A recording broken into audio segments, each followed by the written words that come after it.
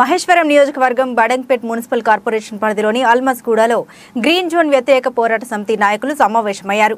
ఈ సందర్భంగా వారు మాట్లాడుతూ అల్మస్గూడ రెవెన్యూ పరిధిలోని సర్వే నెంబర్ 84, 85, 86, 122, 123, 124 మరియు 129లో గ్రీన్ జోన్ ఎత్తివేయాలని మంత్రి సబితా ఇంద్రారెడ్డిని తాము గతంలో కోరగా మంత్రి సానుకూలంగా స్పందించి సంబంధిత అధికారులతో మాట్లాడి సమస్య పరిష్కారం కోసం కృషి చేస్తానని హామీ ఇచ్చారు. అందులో భాగంగానే 90% సమస్య కొలికి వచ్చిందని, ఇప్పుడు ప్రతిపక్ష పార్టీ నాయకులు ఈ అంశంపై అనవసరంగా రాద్ధాంతం చేయడం సరికాదని పేర్కొన్నారు.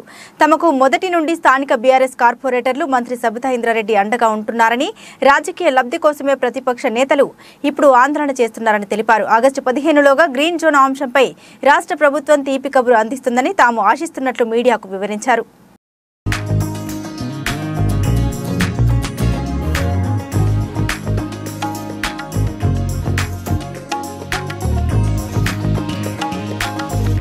చేయడం జరిగింది.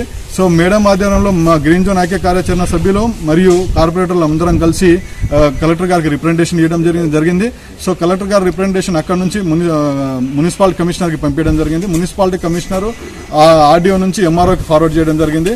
ఎంఆర్ఓ ఆర్డీఓలు ఫీల్డ్లో వచ్చి గ్రౌండ్ వర్క్ చేసుకుని ఆ రిపోర్ట్ని మళ్ళీ సేమ్ యాస్టీస్గా మున్సిపాలిటీ కమిషనర్ నుంచి కలెక్టర్ గారికి రీసెంట్ గా సబ్మిట్ చేయడం జరిగింది. ఆల్మోస్ట్ 90% వర్క్ అయితే అయిపోయింది. ఐ థింక్ ఈ మంత్ లో గ్రీన్ జోన్ కంప్లీట్ అయిపోవచ్చు. మేడం అయితే చాలా గట్టిగా మా అందరికి అష్యూరెన్స్ ఇచ్చింది. దీంట్లో ఎలాంటి అపోహలు వద్దు, 100% గ్రీన్ జోన్ అయితే తొలగిస్తున్నాము. ఏ రాజకీయ పార్టీ దీన్ని సబితా ఇంద్రారెడ్డి 100% దీన్ని తొలగిస్తా అని మా అందరికి హామీ ఇవ్వడం జరిగింది. పదే చెప్పడం జరిగింది. మేమైతే ఒక 10 సార్లు అడుగుంటాం, అయినా మేడం అని అదే మాట మీద ఉన్నారు. 100% దీన్ని గ్రీన్ జోన్ నుంచి తొలగిస్తున్నాము. మేబీ మేము ఈ మంత్ లోపు ఆశిస్తున్నాము. ఇంకోటి ఏంటంటే పూర్తి నమ్మకం ఉంది. 2018లో మేడం ఎలాంటి దీని మీద ఎవరు హామీ చేయలేదు. ఆనాడు అసోసియేషన్ కూడా లేదు. అసోసియేషన్ ఏర్పడి 2022 నవంబర్ లో ఏర్పడినాం.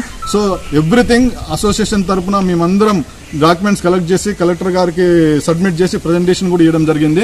సో దీన్ని ఎలాంటి పొలిటికల్ చేయొద్దు. ఫస్ట్ ఇది ప్రజల సమస్య, మేము ప్రజల సమస్య, దీన్ని పరిష్కరించాలని యాజ్ ఎర్లీ యాజ్ పరిష్కరించడం కాదు, అయిపోతుంది.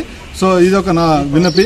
అల్మాస్గూడ గ్రామ పంచాయతీ బడంగ్పేట్ మున్సిపాలిటీలోని గ్రీన్ జోన్ సమస్యలో దాదాపుగా 12 కాలనీల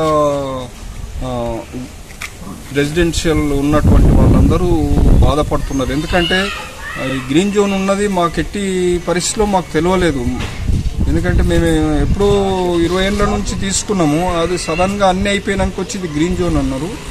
కాబట్టి ఈ విషయం తెలిసినాక మేము అనేక రిప్రజెంటేషన్లు ఇవ్వడం జరిగింది. నవంబర్లో 2022లో ఫామ్ చేసుకున్నాం. స్థానిక కార్పొరేటర్లు సహకారం అందించారు. మేడం సబితా మేడం గారు కూడా మాకు 100% అష్యూరెన్స్ ఇచ్చారు. దీంట్లో రాజకీయాలకు తావు లేదు. మేము ఏ రాజకీయ పార్టీని కూడా ఇన్వాల్వ్మెంట్ కానివ్వడం లేదు.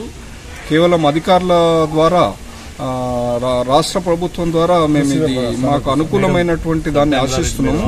సబితా ఇంద్రారెడ్డి గారు మాకు 100% అష్యూరెన్స్ ఇచ్చారు. ఇవ్వడమే కాదు, 90% పని కూడా పూర్తి చేశారు. ఇంకోటి ఏంటంటే ఈ మధ్యన రాష్ట్ర ప్రభుత్వము పట్టా లేని వారికి కూడా నోటరీ ప్లాట్లకు కూడా వాళ్ళకు ఇచ్చింది. మాది పట్టా ల్యాండ్స్, అన్ని పర్మిషన్లు ఉన్నాయి. పట్టా ల్యాండ్స్ లేఅవుట్లు అన్ని సక్రమంగానే ఉన్నాయి.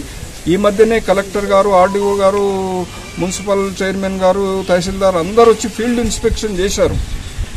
ఫీల్డ్ ఇన్స్పెక్షన్ చేసి అన్ని న్యాయబద్ధంగానే ఉన్నాయని చెప్పి రిపోర్ట్ ఇవ్వడం జరిగింది.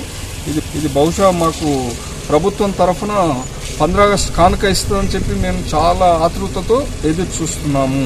మిగతా వాళ్ళు మాకు సమస్యలు ఇన్వాల్వ్ అయ్యి మాకు సమస్యలు సృష్టించకూడదని చెప్పి కూడా మేము కోరుతున్నాము. ఈ వీడియో మీకు నచ్చితే లైక్ చేయండి, షేర్ చేయండి, మా ఛానల్ ని సబ్స్క్రైబ్ చేయండి.